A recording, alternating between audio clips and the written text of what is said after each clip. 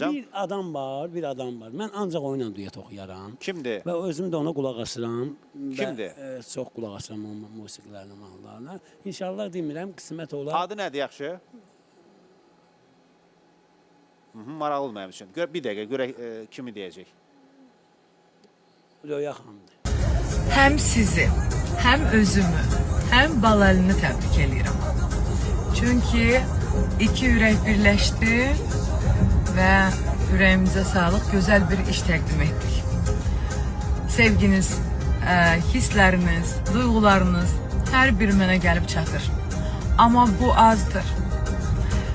Ayın 19'u, yəni bu ayın 19'u, Baku Castle-da mən çox istəyərəm ki, bütün mahnılarımızı bağıraraq ifa eləyək. Yaşadığımız hissləri yenidən yaşayaq. Ayın 19'u bütün sevgilərlə hamı bəzənir, gəlir mənim görüşümə.